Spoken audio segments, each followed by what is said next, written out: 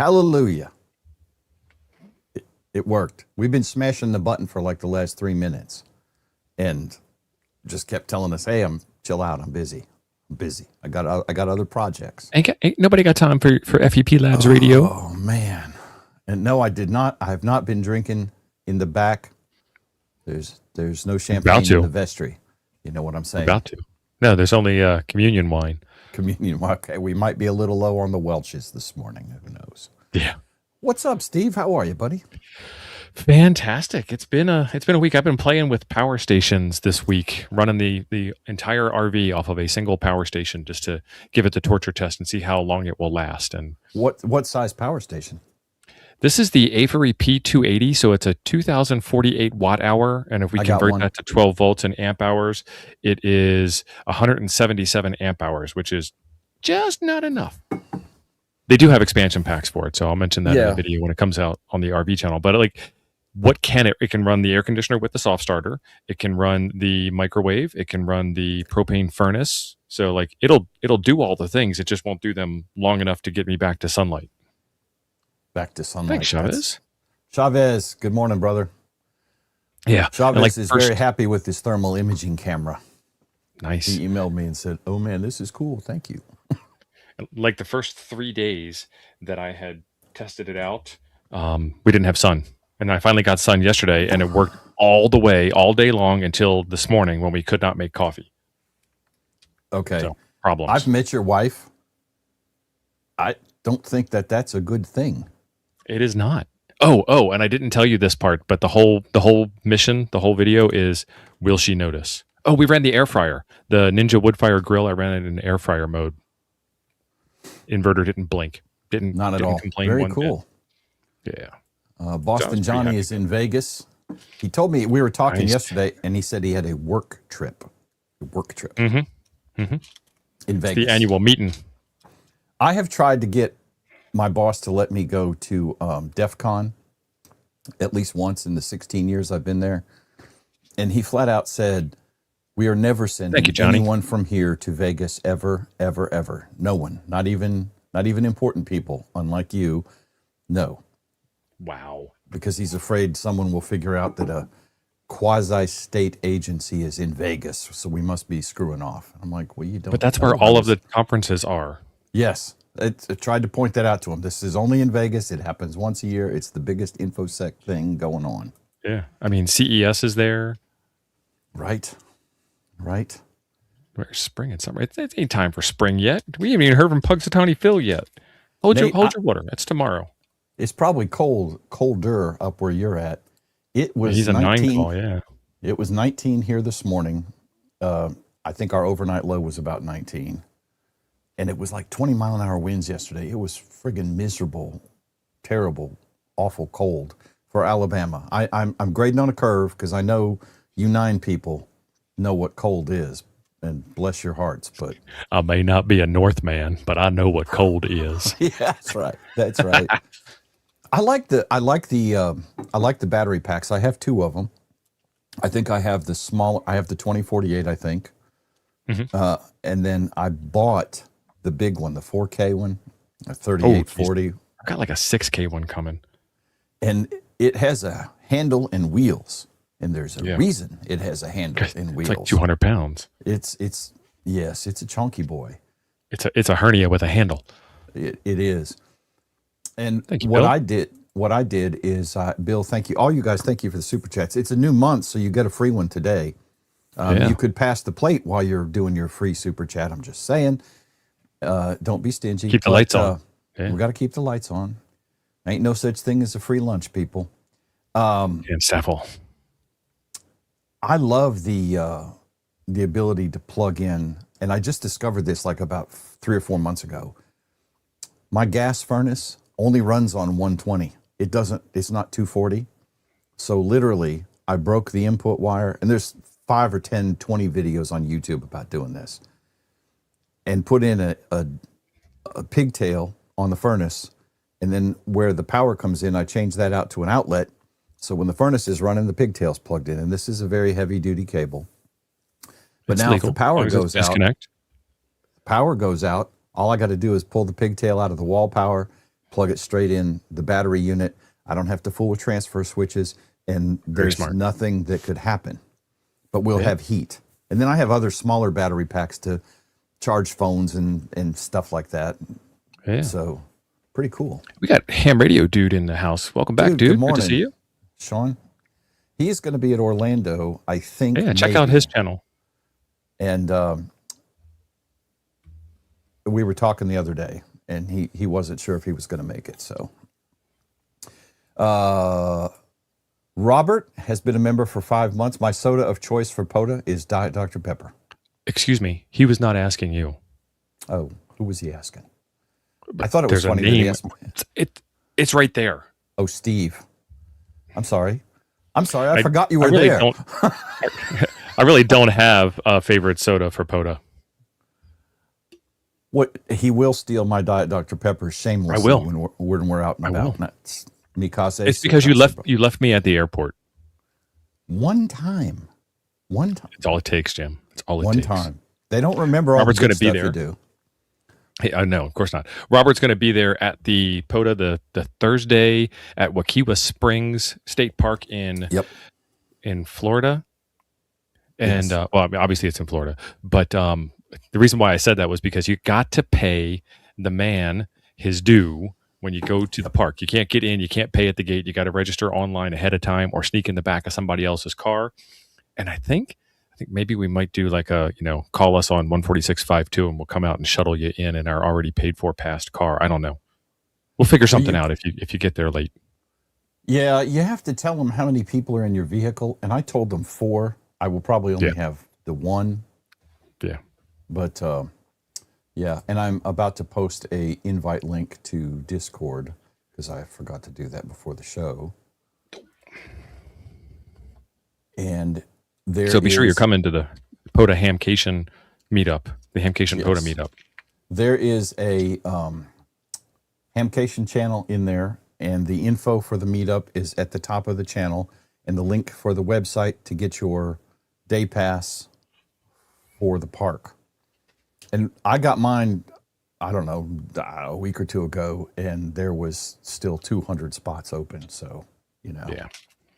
And we will have prizes, and we will have radios available for you to operate if you would like to POTA. If you just want to hang out, there's no shame in that. You're totally allowed to come by and not key up a radio. We'll also have lunch. Usually we wind up getting some pizza. I know Todd is going to be there. Short Florida Todd's going to be there with some coffee. I'm sure Tall Florida Todd's going to be there too, but Short Florida Todd's the guy he's got a go box to make coffee at a park. That's how dedicated he is to his coffee. He's a professional. Expect it to be good.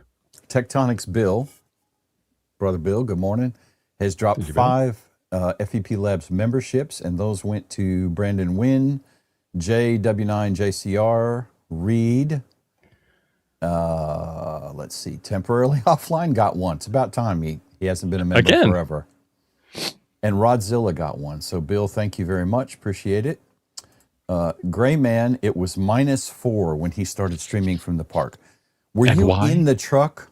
I didn't get to see it this morning. I was busy this morning, or were you outside? I mean, now if you were outside, that is OG POTA, okay? If you were he's got sitting at that a table, blanket on. He'll be fine. Yeah, but he's got to sit on a cold concrete or metal bench. He's not as insulated as the day I met him either. He's lost some weight. Good on you for that. So yeah, bless your heart for streaming from -4. Yeah, not happening. Not happening. I think I actually did lower than that. Me and Shane, Scout 75, we went out and did a frozen POTA in 4 feet of snow. We sat in the truck with the heat on. Yeah. Yeah. Pre-atonement. I love it. He's requesting a plenary indulgence for whatever kind of nonsense he gets into in Las Vegas. So Hamdo has made it. Thank you. Amen. Hallelujah. Chavez has dropped a $4.99 super chat. Thank you, brother Chavez. Appreciate it. Thank you, Chavez. So real quick, check out Bill's channel, Ham Radio Tectonics, and check out Ham DeLorean's channel also. And you can Jody, that is correct. And I tested it. I have a bonding plug I can put in the battery thing that takes care of that problem.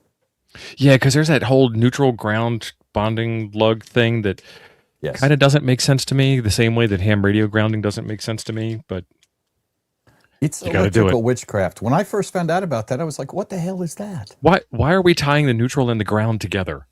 I thought that was a bad thing. Why do we have 3 different wires if you're only going to tie 2 of them together? Just go back to the 2 like we used to have. Right. Before everything needed a safety label. Yeah. Oh, speaking of safety labels, they're starting to work on K-trucks for the U.S., so that'll be pretty cool. If you guys don't know what a K-truck is, I do not. My new truck is twice the size. Like your F-150 is a big chunky F-150 compared to the one from the 80s. And it's some government regulation that your car has to burn so much fuel or else. So they make the truck bigger so that it can get into less fuel numbers. So it burns twice as much fuel. And, we save the environment that way. So smaller trucks, cheaper trucks are coming. Probably another 3-4 years. Dave, I don't know because T.O. only has a bald head and a baseball cap. I think Dude has hair. I also think Dude is taller. Yeah. Well, I get that with Randy, not a Rubicon also. Yes. Actually, you look closer to Randy, not a Rubicon, than you do to Dude, but I don't see it, but I don't mind either. I mean, if you've been drinking, it's possible. Okay, I'm just saying. I just lost my jumper. Brother Dave has dropped a $10 super chat. Thank you, Dave. Appreciate it, buddy. And you guys out in California are probably laughing at the entire East Coast. Dave, what is the temperature where you are there in Temecula? I hope I said that right. It's probably like 80 and sunny. Isn't that some kind of chili? Does it get cold? I don't know if Temecula is Northern California or Southern California. No, I meant chili, the food. Sorry. Matt said the neutral and ground are bonded at the panel. Yes, which I knew. And some devices count on this. Under normal operation, ground isn't supposed to carry current. That is correct. It only exists for safety. It's a path of least resistance for safety. I sort of get it, but, it's like I was told I was free my entire childhood growing up, and here I am not able to buy the truck I want. Because the government said, no, you pollutant son of a gun, you can't have that truck. I can't send a video file over ham radio because of Cold War era bandwidth regulations that didn't make sense in the Cold War. Actually, were those might have been here before the Cold War, though. I don't know. I don't know when those regs came in. That's interesting. We should Google that sometime. We should. Is that why? Do you know that, or is that just supposition on your? Are you speculating, Stephen? I'm speculating, but I mean, why would they tell you what you can and can't do, speed wise, bandwidth wise, etc.? If there wasn't some made up piece, thing written on a piece of paper somewhere in a file cabinet.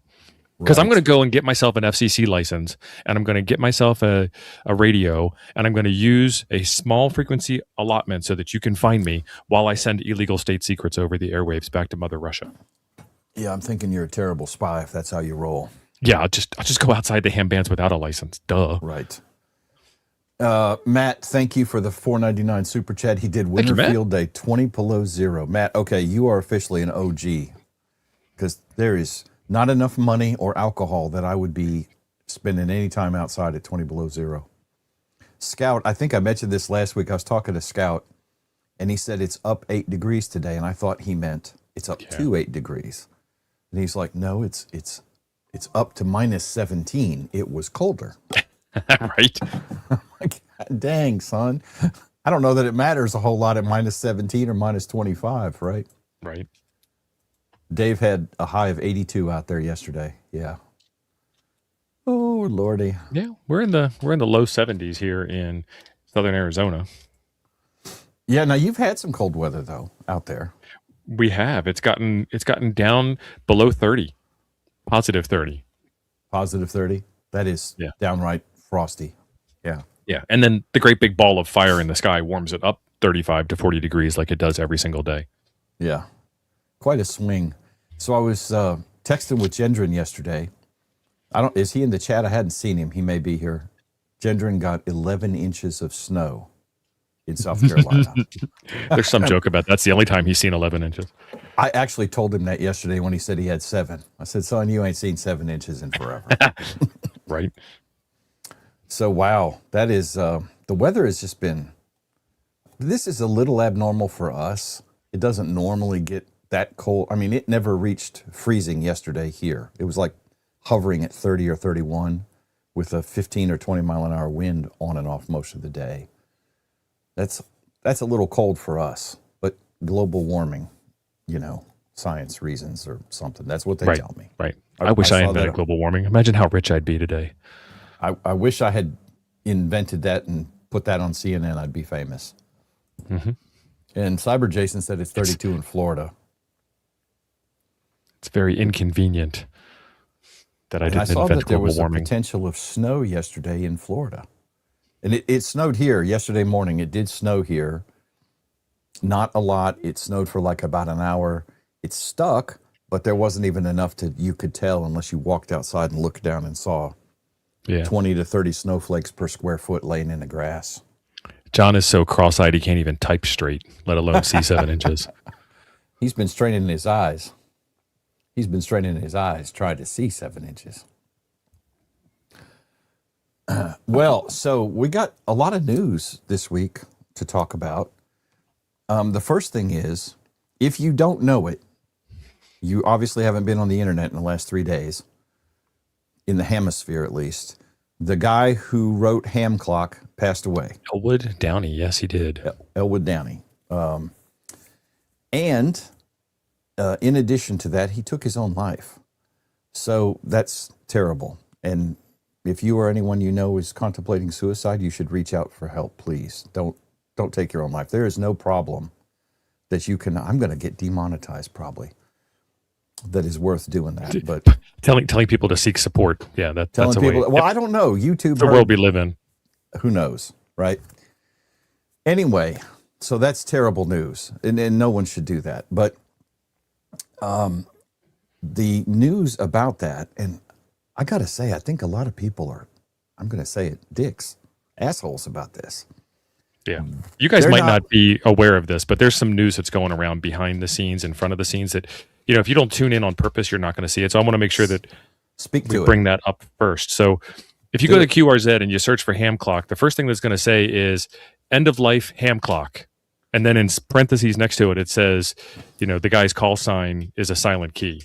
And the entire thread is mostly worried about what's going to happen to Ham Clock now that he's passed, as opposed to, we're sorry to see him go and thank him for his contribution and well wishes to the family and where can we send support? No, it's like, where's my Ham Clock? Why did he have to be so stupid as to make it server dependent? Have some grace. Yeah. Talking to them. I know you guys are awesome. But yeah, I was really put out with a lot of the responses I saw about this whole thing. And obviously Steve is pretty worked up about it too. Yeah. And I think it's exactly right. I'm not a Ham Clock. I've played with Ham Clock. I was like, okay, whatever. Because I don't think it's that useful, and I hate the interface. It's those big giant characters. But that's okay. It's a cool program. And you didn't tell Elwood he sucked. You just don't like his software, which is fine for you and fine for him. But telling him that he sucks, or telling him that you're ungrateful that he's taken his own life because your Ham Clock will no longer work is wrong. Right. And I mean, I understand Ham Clock is cool. It's an interesting concept. And if I wanted to keep it dedicated on a monitor, I would, but I don't. I've played with it several times. I compiled the standalone version, and yes, hacks, that's exactly right. And so the problem is, and what has got all the insensitive bastards in the hemisphere upset, is that it has a kill switch in it, a dead man switch, if you will. And it's gonna quit working mostly on the 1st of June, I think, this year. Yeah. I mean, the man was so kind as to give it another 6 months of life. Yeah. Yeah. So instead of getting the weather and all that data from all the different APIs on your computer, from your computer, calling all those different data points, apparently, from a programmatic standpoint, I know what he was doing. He was doing it all, and he was serving it all out to every free install of Ham Clock in the world. From even the ungrateful ones. Even the ungrateful ones. So, I mean, maybe his hosting is paid up till the 1st of June, and that's why it's still alive till the 1st of June. I don't know. And honestly, there's no way his body was even colder in the ground before people were like, what are we going to do? I'm going to start taking over. I'm going to do this. I'm going to do that. Ham Clock must survive. And it's like, how many of you people have actually ever paid for Ham Clock? Just saying. You ever sent a brother $5? Before, cup of coffee? Yeah. Thanks, Elwood, for doing this. Yeah. anyway, yeah. And Steve, who I don't normally think of as a very sensitive individual, because he's not. I put up a strong facade. Inside, I'm a marshmallow. Inside, you're crying. Steve was the one who was telling me about this, and he was pretty upset about it. Not like crying upset, but, I was like, Steve, you do have a soul. Awesome. I do. Well, I'm the youngest of three boys. So, and I went to Catholic school too. So I got a lot of hazing. So I have a thick exterior. That's right. I think a hard candy shell on the outside. Did I miss some super chats flowing by? No, never mind. So to give you an idea of how Catholic school works when you're a kid, when you have really good handwriting, your teacher writes a note to your mom and then safety pins it to your chest and then sends you out to recess. That's going to go really well on the playground. Yeah. I'm not damaged or anything. Right? Or when you're picked last for kickball every time at recess. Mm-hmm. Right. He was talking about the APIs, Matt. Yeah, there was a couple of people that were chipping in payment for the services, and then there was a couple of people, as we mentioned, who were completely ungrateful. Thank you, Ted. Looking forward to it. I'll see you at Hamcation. I hope to see all y'all at Hamcation. We'll have a show next Sunday. T.O., are you going to still be at your QTH for Monday next week? Or you're flying on Wednesday, so you'll be home on Wednesday. I'll be home. So our normal shows will be next week. Now, I don't know about the last Sunday of Hamcation. I may be driving home. It's Valentine's Day. He's got to get home. Hamcation falls on Valentine's Day this year. We've been married 34 years. She's used to the disappointment. I'm just saying. Did you get her a PayPal gift certificate again? No, I did not. We don't give each other things for Valentine's Day. I told her that a long time ago. I said Valentine's Day is a plot by Big Greeting Card to sell crap in cahoots. Yeah, so I'm going to be candy. at Hamcation. I'm going to be at the POTA meetup on Thursday. Then we're going to be setting up the Radiodity booth, so you guys can come in and get your Hamfest deals on Radiodity gear and Zygu radios and stuff and antennas and whatnot. Yeah. And then I'll be at the booth during the show, and I'll also be walking around. I don't know what the time is, but I'll be walking around doing a live stream, seeing all the booths and everything, and also giving away like Radiodity t-shirts and things, whatever I can get them to give me besides t-shirts to give away. And so come up and see me while I'm doing it. I'll have like a oddly shaped camera looking thing that I can point at you and say, hey, tell us the phrase that pays, which I haven't invented yet. So. It's got to be something clever.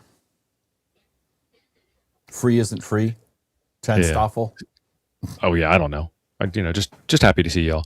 So Lawnmower, our friend Mike is asking, what is an API and what does it do? API stands for Application Programming Interface, and it's a way for me to write a program to interact with the program that you wrote so that I can get the information that you're providing.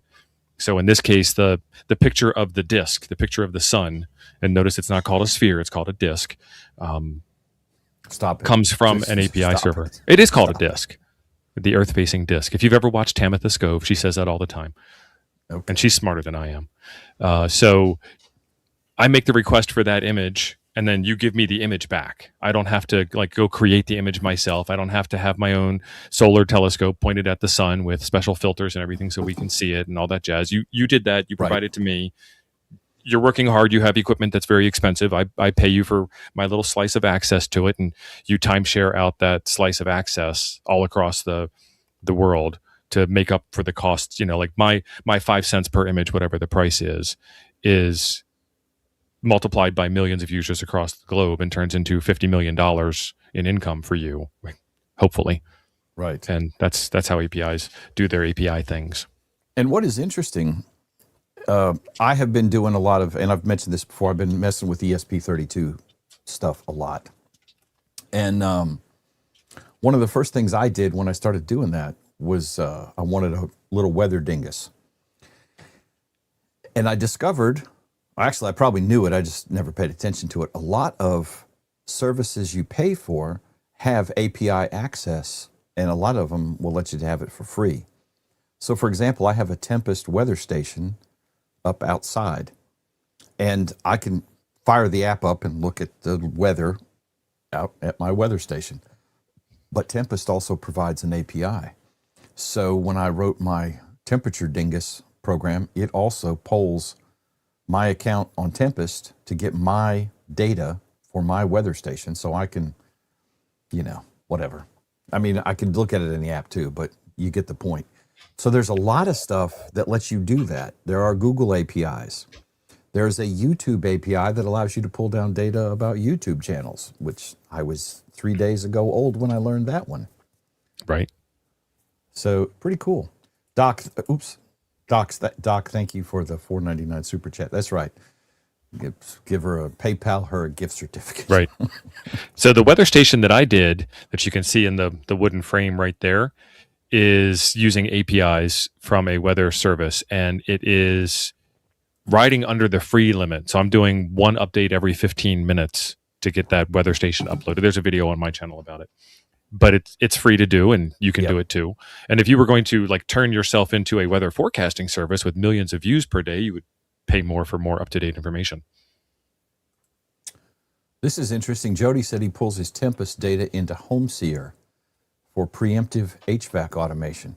That's cool. Oh, nice. I like that. There's just so many things. And the ESP32 is the glue that binds a lot of these IoT home automation things together, because almost all that crap has an ESP32 of some sort in it. Joe Brett. Too bad ham radios don't. Joe, I don't think he did a video on it yet, but Joe Brett and I were talking the other day. By the way, he has power now since about Friday. He's bathed. Good. Yeah. That boy, after about 2 days. He said his skin is oily, and he needed a bath. He took my ham clock code, or not ham clock. Jeez, forget I said that.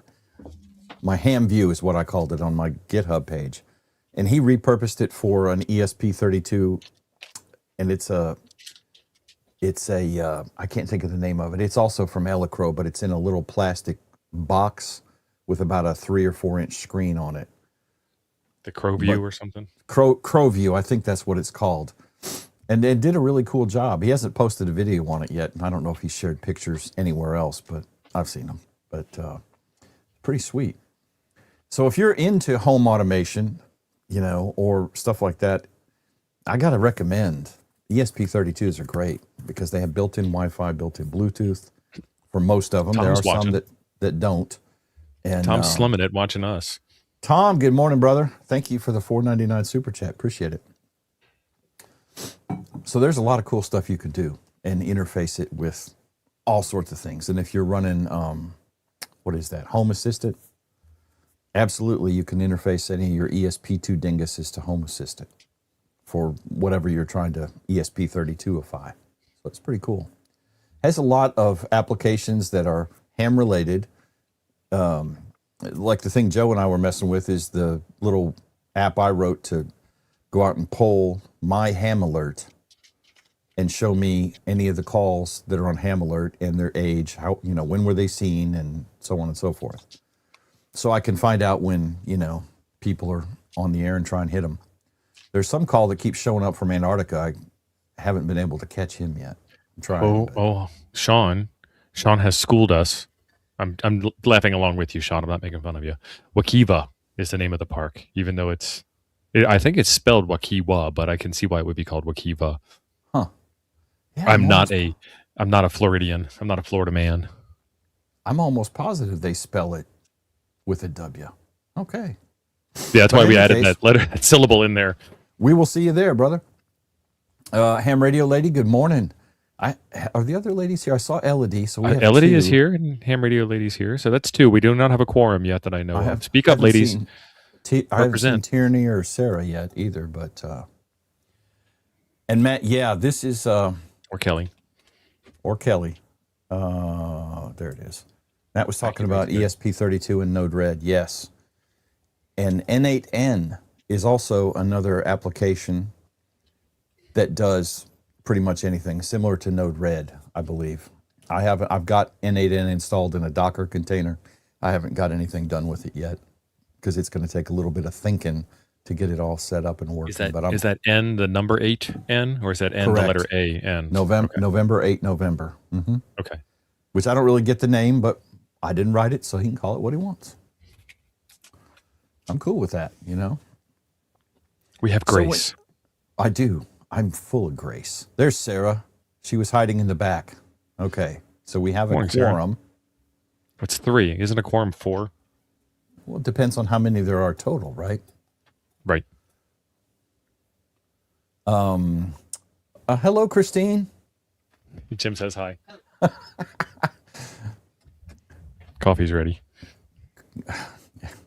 Mrs. Steve really likes her coffee. Well, I have to let her make it. My coffee's not good enough for her. Well, I saw how much coffee she put in that coffee pot when we were at Dayton. It was like, dang. She likes it strong. She likes her coffee like she likes her men. Strong. Well, who's her man then? We have 2/3 of the Kansas Mafia here because Jeff's in the chat and Tom is too. So, anyway, or would be a forum. I get that joke. Tell us about QuartzFest, because I've never been and I probably will never go because camping in the desert is not on the list of things I want to do.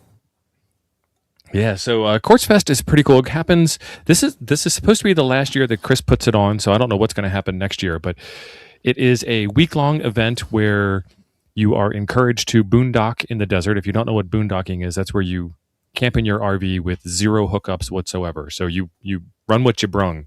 So I built out a truck camper on my RV channel, and it had a composting toilet, a 12-volt refrigerator. It's a cooler, one of those ice code deals, a portable power station, the A3 P280 we were talking about at the beginning of the show, a diesel heater for heat, and then I brought a gallon of water for, bathing purposes and so on, and did pretty good. Birmingham, it's kind of like that. So that was my camping setup. Took the motorcycle out there, Chuck and Javi and Liberty Cave, and I all went out and did different soda activities because there's 2 soda summits there, Cunningham Peak and Guadalupe, and there's a bunch of forums that go on. So if you have a desire to see one of the things that they're demonstrating or talking about, they do amateur TV, which is something I want to get into. I think I'm going to do digital DATV instead of ATV, analog amateur TV versus digital amateur TV. So you have the ability to broadcast television quality video. So 512 by 512 television quality with your ham radio license. So I want to try that. But hang out and have some adventure and so on. So I was there for 11 days because I had to get there early. I was working the big RV show in town. So I was at the RV show. I had to get there Thursday night and set up camp. And then Friday, 9 a.m., I had to be at the RV show. So Friday, Saturday, Sunday at the RV show. Then Monday through Friday at the QuartzFest event, and then hanging out in the desert and going to see old gold mines and stuff was pretty cool. And then Saturday and Sunday at the RV show again. And headed home. Okay.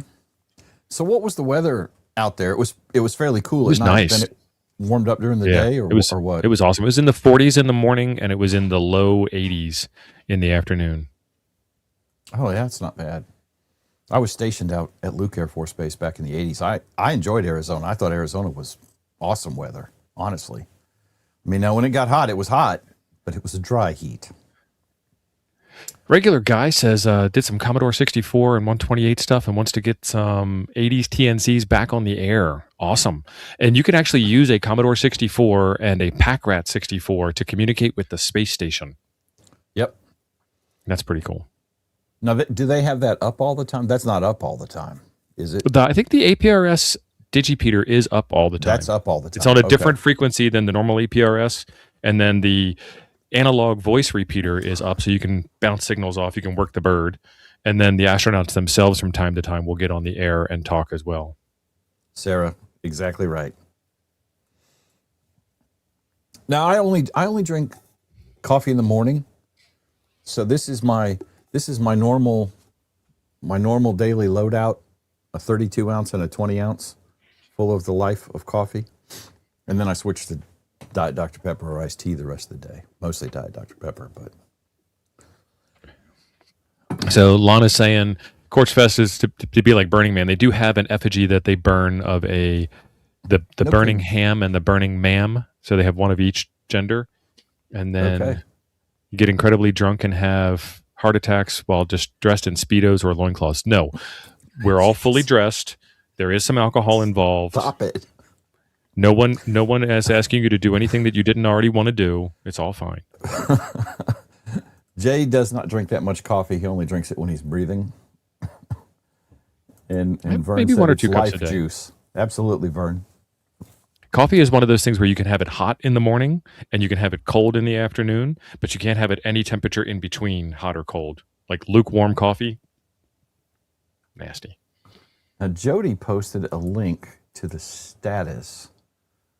So let me share this out.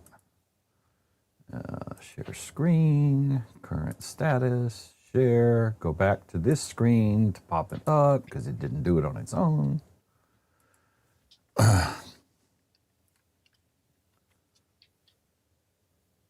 That's exactly right, Rick. That's what I do. I make up a full pot and then one of them becomes my iced coffee later by sitting in the fridge all day.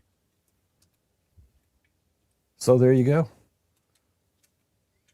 Eris.org. And default mode is for voice repeater. And it's off. Well, no, it's on. Powered on Yeah. January 9th. He did say it was confusing. You have to kind of like interpret this. Yeah. This is what I would expect from a government contractor.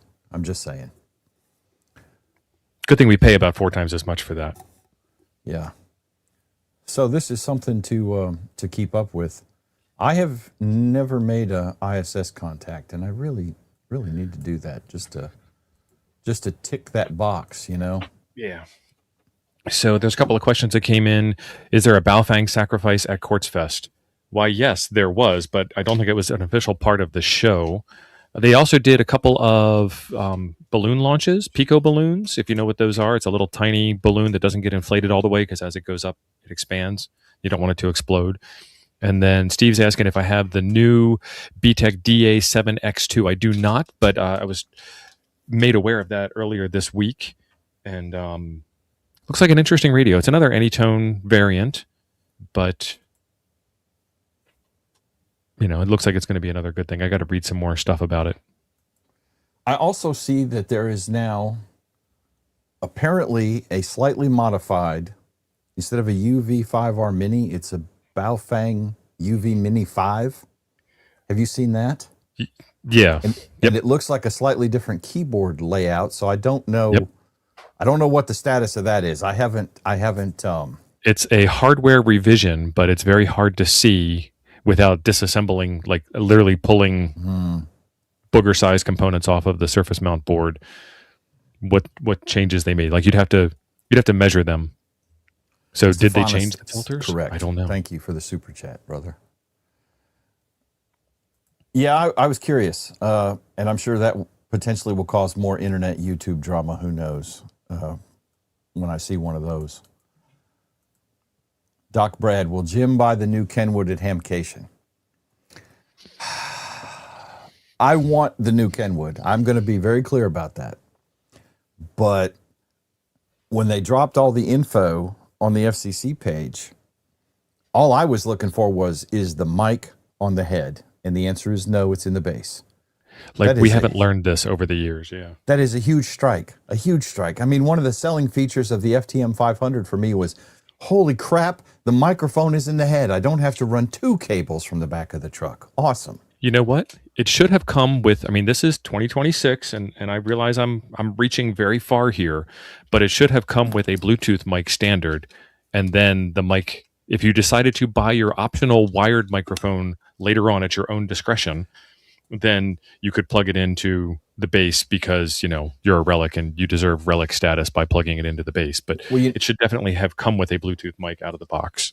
Now it does do Bluetooth. It supports Bluetooth microphone, I believe. So that's interesting. So they're giving you the wired setup, and if you want a Bluetooth one, it's just going to be extra. Yeah, but it's 2026. It should be the other way around, don't you think? I would think so, because I think it's a selling point. Certainly for wiring up a radio in your truck, you know. My car automatically connects to my phone when I get into it, and I can talk hands-free in the vehicle while driving. Doc, thank you for the super chat. Yes, thank you. If it made it to automotive technology, it should have made it to, like, Ham should have created this space. Right. Well, hell, you can buy Bluetooth earbuds in Walmart in a blister pack for probably less than $20. Well, Yeah. I'm not talking good ones. I'm talking like, Yeah, these were slightly more than $20 skull candies. I know. I have Bose. I have Bose ones, but like 10x more. Yeah. But I rely on it. And the new Kenwood is not cheap either. No, I haven't seen a price yet. I'm guesstimating it's more than $1,000. Yeah, PTT through the steering wheel. Yeah, there is a Velcro wrap-on PTT button. Yep. Don't do Vox. The other thing that someone pointed out in Discord to me the other day, and I don't remember who said it. It might have been Don, I think, who is not in church this morning, and he will sin. He's sinning. Yes. The external speaker connections are in the head. I was like, what? Son of a gun. I could go either. You should have both, actually. I could go either way on that. Yeah. I thought, again, it goes back to a design decision. I'm sure the Kenwood is going to be I'm sure it's a beautiful radio. It's Kenwood. It's not going to be junk. And I'm sure it has got tons of functionality, including our favorite thing, D-Star. But I think they made some goofy design decisions. And if the only place you can plug in an external speaker is out of the head, which would be sitting on your dash. So now you have more wires. And it's got a front-firing speaker in the head, doesn't it? I don't know. I haven't read all the blah blah.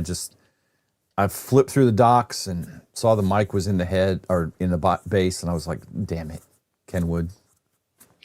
The old 710 that one's got the mic in the head, doesn't it? Yeah. I'd have to look at it. I have one in a box, but not accessible at the moment. No, it doesn't. The 710 mic is in the base. Yeah, because I had to run a separate cable when I was using the 710 in my truck. We've learned. It's in the base. But how old is the 710? Right? I mean, it's got some mileage on it at this point. Elodie, I don't know when he'll be back in stock. He is working on it. But if you'd like, I think I can ship them to you, but it's going to be international shipping charges. Let's see. And Scott, I think I've got the store set up so you can just grab it from my store directly, temporarylyoffline.com. It comes with a bracket. I will give Kenwood that. Unlike the I word, where you have to pay extra. I have a GMRS mobile that comes with a bracket. Right. My Radiodity DB50 came with a bracket. What is that radio I did with the TYT WP12 came with a bracket. The controls were all in the mic, the wired mic, but still. The Veros, the N7500 and the N7600 come with say it with me, a bracket. I mean, and a considerably smaller price tag. Like take the 4 digits off the front and you're fine. The 1000, and you still have change in your pocket after buying the Vero. Yes, absolutely, Matt. Both. I mean, whichever is easier to do or however you're going to set it up. Because like my 500, what I have with it is it's in the back of my truck under the back seat. And then the head, the one wire for the head runs under the floor mats up into by the console where I can hook it to the radio. So I only have to fool with one cable. So I don't know. Yeah, and remember when you got that 500, you were told under no uncertain terms could you use any generic RJ45 cable. Right. I was also told, Doc, you mean for what specifically? The Bluetooth? I think it's already in the firmware. You just have to have a Bluetooth mic. Right. Or you mean I bet the Vero mic will work with it. I bet it will. And if not, they will do it soon. Bluetooth has a set number of profiles, and I don't remember their names, and I don't remember how many there are. But there's like a profile for earbuds, because it's two-way. I'm going to sneeze. There's a profile. I couldn't hit it fast enough because I couldn't see it. Sorry. Right. There's a profile for speakers because it's one way, right? And so there's, 5, 6, 8 Bluetooth profiles. And generally speaking, if the dingus that you want to Bluetooth with supports the profile that your dingus uses, like an earbud, then it'll work. So you could use some of those early 2000s, silver bugs that stick on your ear with your Kenwood. I'm pretty sure. You might get into some issues with protocol or version differences because those things would be like Bluetooth 1 or 1 point something. But yeah, generally, if it supports the profile and the dingus supports the profile, they'll all work together. The fancier ones will support 2 or 3 things connected at the same time, which older versions of Bluetooth did not do. So like if you connected anything in your car, like for example, if you wanted your phone connected to the Bluetooth in your car for calls and you had a radio that did Bluetooth, it was one or the other. You could phone or you could radio, but you couldn't do both. And that has started changing, and I don't know when that rollout started. It's been 3 years. But yeah, it just depends. But I think Steve's exactly right. The Vero Bluetooth mic will probably work just fine with the Kenwood. So that at least gets past that. I want the Kenwood because I know it's going to be a beautiful radio. I just don't know though. Don't need another radio. I have plenty of radios, and I have 2 in my truck now. So, Dave, is that speculation on the price, or did you see a price somewhere? I mean, I wouldn't be surprised at $1,400, and the more that is over $999, the less chance I'm going to buy it. But yeah, that's pretty high priced for. Scott's saying 15. Cousin Kurt's got a question for us. I live in an apartment, so I can't put any antennas up. So I bought an Intellitron 1699T, which is a copy of the MFJ, which is a copy of something, which is a copy of something. And it is a mag mount whip with tapped pinholes on the coil at the bottom. So you have very specific spaces where it's in resonance. I want to say, let me look it up. It's 10 bands. Yeah, for that I have that antenna somewhere. I've had that antenna. Do you guys put any faith in those tapped antennas? They work. They work better if you have more radials, more ground radials. And you said you live in an apartment. So is there enough of a courtyard you can go out and just kind of sit in the yard and put it on a stake in the yard and put out some ground radials or something like that? The more radials you have, the more in tune to the band in question they are, the better they will be. The higher off the ground they are, the better they will be. So, I mean, you have to kind of invent that antenna, figure it all out kind of stuff. Mm-hmm. Yeah. The other thing, too, when you're using a mag mount antenna, calm down. I'm telling you all right now, calm down. Calm down. Get a cookie sheet. Don't get an aluminum one, but a mag mount antenna to a ferrous cookie sheet that is stainless steel, but the magnetic kind of stainless steel. Works quite well for a mag mount antenna. So I have an aluminum body pickup truck, and the bed cover is aluminum. So a mag mount won't mag to anything on that truck. But I have used a metallic ferrous cookie sheet of some sort of metal and simply laid it on the back of the truck, stuck the mag mount on it, and it worked beautifully. And you're getting a ground plane for your mag mount antenna, which you're getting off the aluminum too, but the antenna will actually stick to the pie plate and won't fall over, or cookie sheet. So that works pretty well. And you can get, Matt was talking about this last weekend, you can get a 3-pack of them for probably $20 or something. So, and then when it's Valentine's Day, you can tell your wife, hey baby, look, I got you some new cookie sheets. And let me know if that works better than the PayPal thing, because I'm going to try it, I think. But I need you guys to do it first. We had some other comments. We did. We get lots of them. They have not made a mobile. Not that I'm aware of. I'm not the end expert on that. You'd have to ask Mike Walker, but I have never seen one. Now, they may make something for the military because they have a lot of military action, but no, you could just put the giant flex box in the back of your vehicle somewhere. Just pull out a seat. Not that I know of, Kevin. And Doc, yeah, the $100 Chinese radio comes with the bracket. And Jay said the $50 CB came with the bracket. Absolutely. And Tom has become a new member. Thank you, Tom. Appreciate it, brother. Tom? So, There's a lot of ways to do it. Just depends on what you're trying to accomplish. I would at least give it a shot. Jody, this D758 Bluetooth at least supports the audio, headset, and serial data profiles, so remote TNC. Yeah, absolutely. So you could link that with your phone with APRS.FI on the iOS side or APRS Droid on the Android side, and you'd have a complete mobile DigiPeter iGate set up in your vehicle while you're driving. Pretty cool. Let's see. Ham Radio Lady. And I don't remember your name. I'm sorry. I wish I did, because I know you've told me, or somebody has told me. Kim, that's it.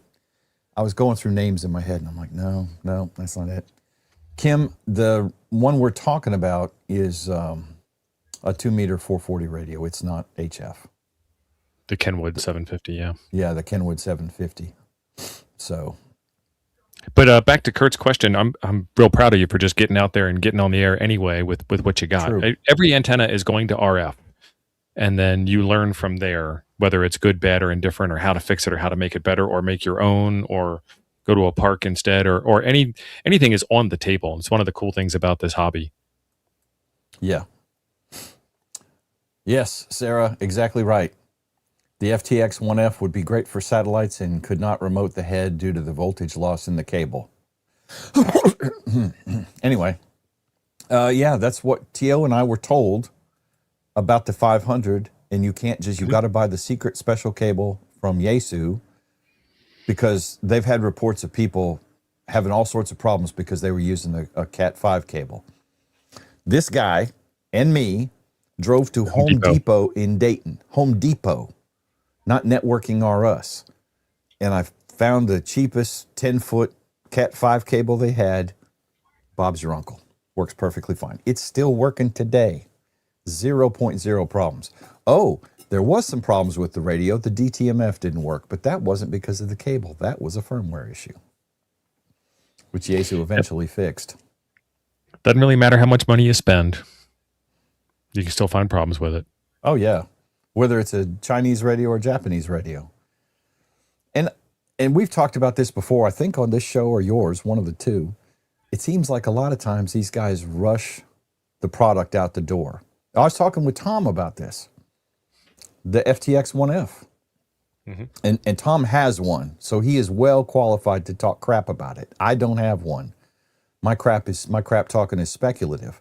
But Tom's point was that what I just said, he feels that they rushed it out. There's a lot of things that are just not baked right, and it's obvious they're not baked right. And you could have saved money and just bought a Zygo instead. We know they rushed them out, and they aren't right, and they fix it later, maybe. And they're also, $1,400 cheaper. Mm-hmm. But, I don't know. Anyway. And any phone-compatible headset will work with the 705. Yeah, and that's what I'm saying. I think it would work with the Kenwood, Bluetooth too. Headset. Any phone-compatible Bluetooth headset. The phone profile. Yep. Yep.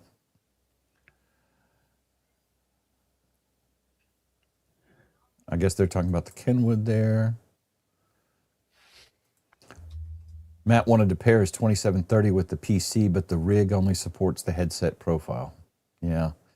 I would suspect that's going to be the case with a lot of those, that it's going to be like a crapshoot. If the mic pairs, the mic pairs. Now, I'm pretty sure the Kenwood's going to support the mic profile too, but anyway. Let's see.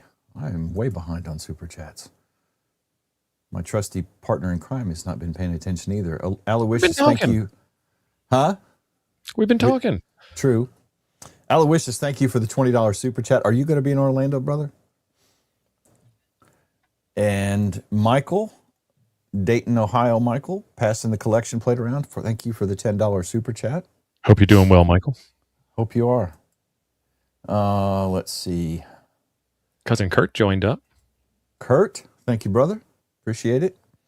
That beard is magnificent. Embrace the gray. Like me, you've got a little dark and a little white in there. Salt and pepper is very distinguished on middle-aged gentlemen, sir. That's my story.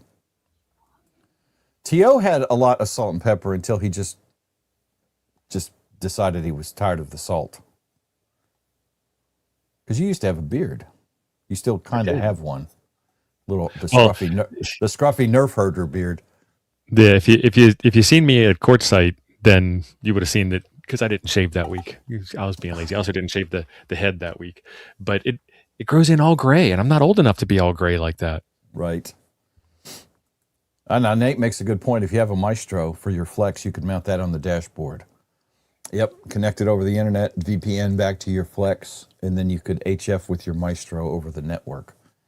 That would be kind of weird, but I think it will work. Actually, it's kind of gangster and weird, but let's see. Arnold Grubbs. I must have missed the original question. Second hamstick as an L or vertical dipole, maybe with one of the mini hamsticks. Okay. Yeah, I don't know the context on that one. Yeah, they're having a conversation off on the side. We're not invited. Okay.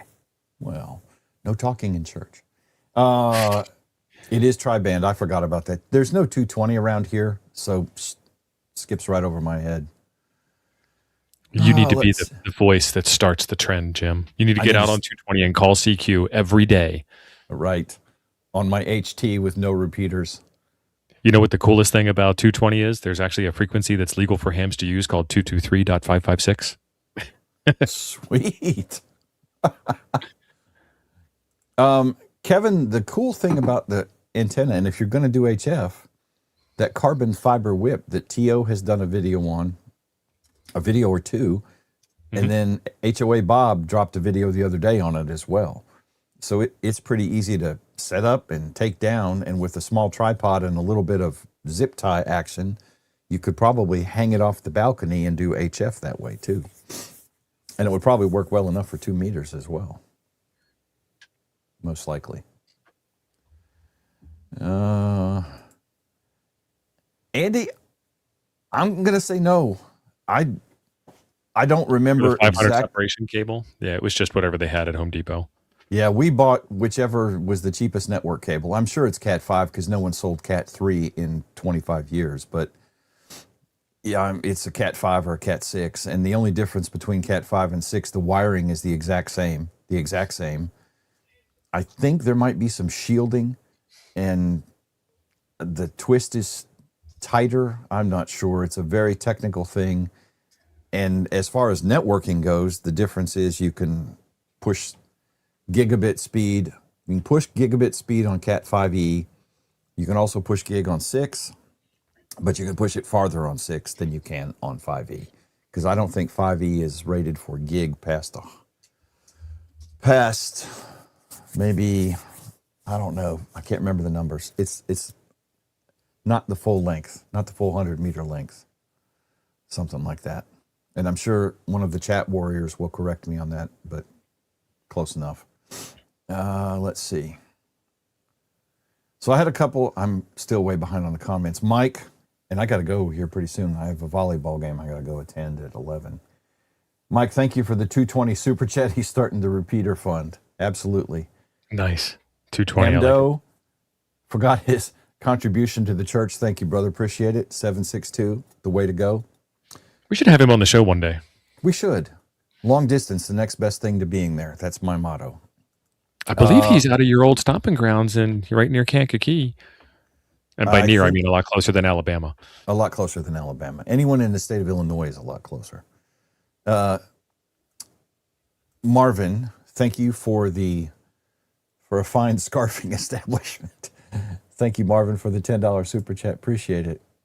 Yeah, Hacks, Cat 6 is, it's just technically better, but in most applications, in most better rifling. Home applications, no one's going to care. And then on a 10-foot cable running from the base of your 500, almost, you could probably put in Cat 3 and it'd work fine.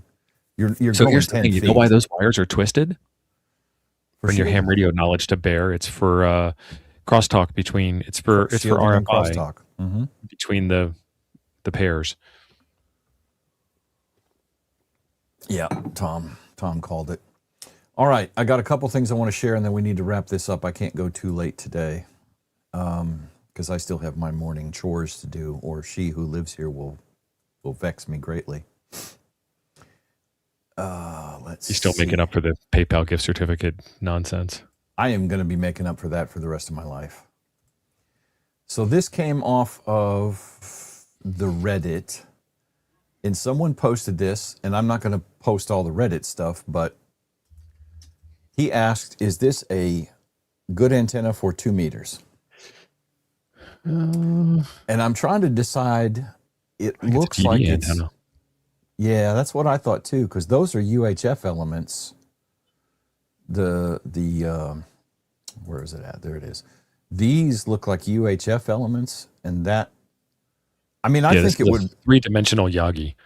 I think it would work just fine.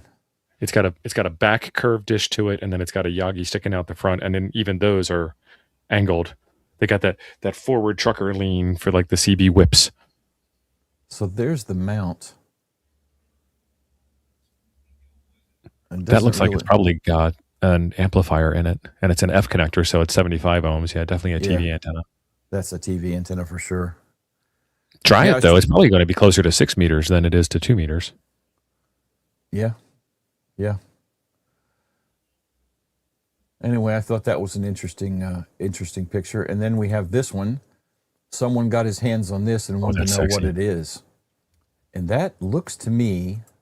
Hammerland. HRQ. It's right underneath the meters. HQ129X by Hammerland. So this looks like nice. A crystal set? Because that says crystal selectivity. And then you probably have 5 crystals you can put in for your 5 bands of choice. Yeah. And I thought this was interesting. There is the transmit button, except it's a knob, I guess. Yep. Because it can only do one, and you have to manually select. This was pre-relays. Yeah. So I thought it was. I thought that was pretty neat. I like looking at old gear, but fortuitously, I can make myself not buy this stuff because I would have a house full of random old boat anchors like this. But I would love to have one. I just have no room for it. Yeah, that's it. That's it. I'd love to have a shack full of a wall of old radios. If you've ever seen Mr. Carson's lab, right? Hank says it's a crystal filter. I can agree with that. So jealous. So jealous. Hank is probably right. He usually is. He usually is. And then someone asked about this, and I wanted to mention this. I've done it without Starlink. I have done it. Not with Starlink. I'm doing it with...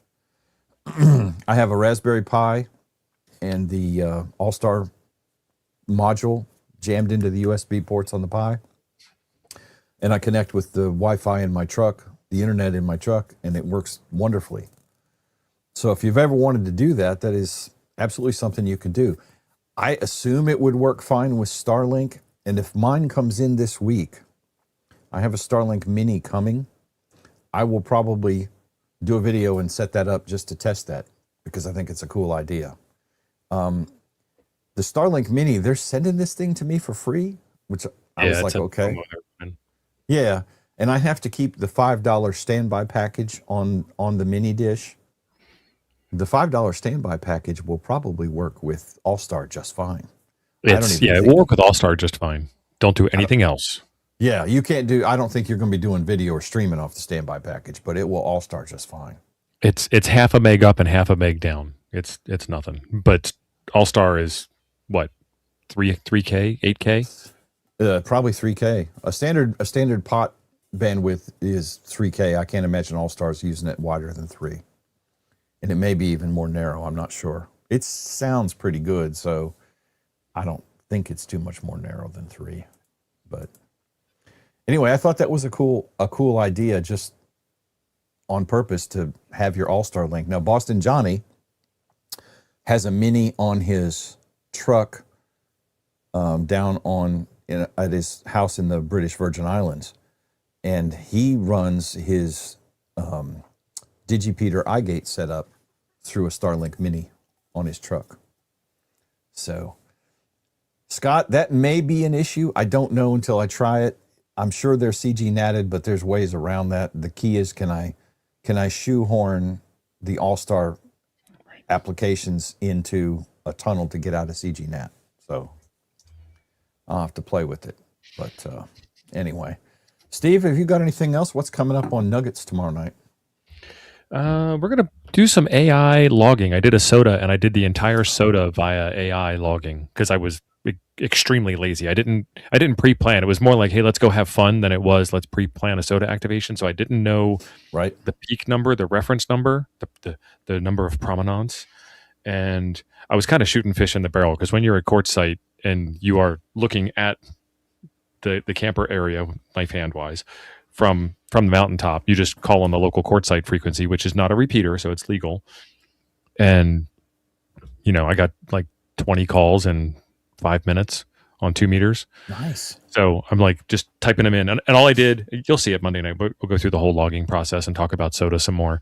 All I did was just type in the call sign and hit send so that it got uploaded. Like, I don't care. And then I'll show you the prompt that I gave it at the end that turned it into magic, and we'll try and upload it and everything. I knew you knew your laziness was going to pay off. Your mom was wrong. Yes. See? You want something done fast, give it to a busy person. That's me. Stay lazy, my friends. All right, I'm going to hit the button. Thank you all for coming. Appreciate it. We will see you next Sunday here, but tomorrow night we'll be on. Damn it, we'll be on Nuggets at 7 p.m. Central Time. Yeah, he can point to his face. And thank you all. I'm going to hit the button. Have a good one. Buttoning.